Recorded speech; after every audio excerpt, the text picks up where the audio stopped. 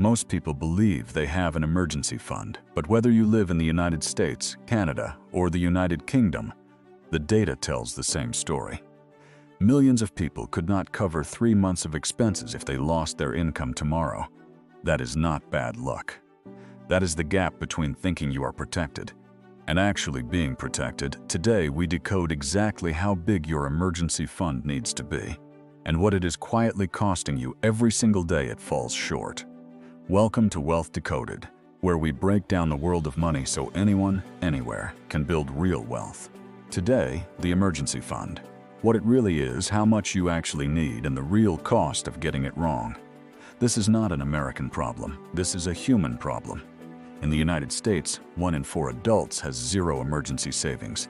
In Canada, fewer than half of households have 6 months of emergency savings, and nearly half are within $200 of insolvency every single month.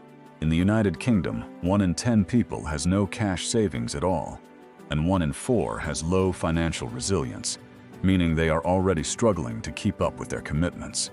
Different countries, same pattern. Most people are one unexpected expense away from financial crisis. An emergency fund is not your vacation savings. It is not money you are setting aside for a new phone or a home renovation. It is a dedicated cash reserve, sitting in a separate account, untouched, until a genuine financial shock hits. Job loss, medical emergency, car breakdown, major home repair, that is it. Financial experts universally recommend 3 to 6 months of living expenses. For the average household, 6 months of emergency expenses now totals around $35,000. Roughly 2/5 of a typical annual income. Here is what no one talks about. When your emergency fund runs dry, you do not just lose savings, you gain debt.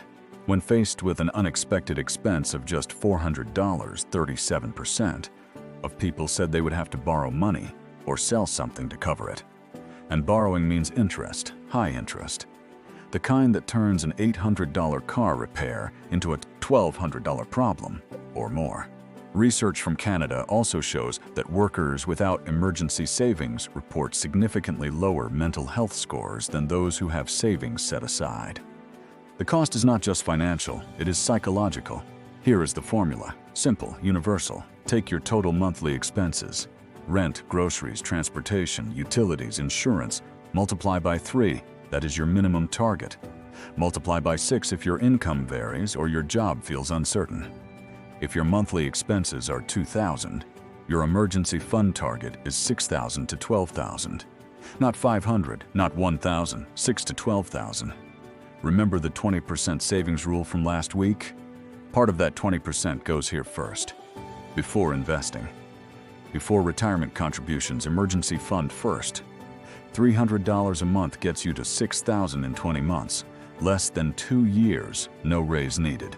No side hustle required. Once it is fully funded, that same $300 pivots to investments.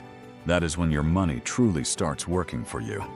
An emergency fund is not about fear. It is about freedom. Freedom to handle what life throws at you without derailing everything you have built. Build the fund. Protect the plan. If this video helped you, subscribe to Wealth Decoded. Every week we decode one financial concept that could change how you build your future. Next week, we break down the high-yield savings account, where to keep your emergency fund so it actually grows while it sits.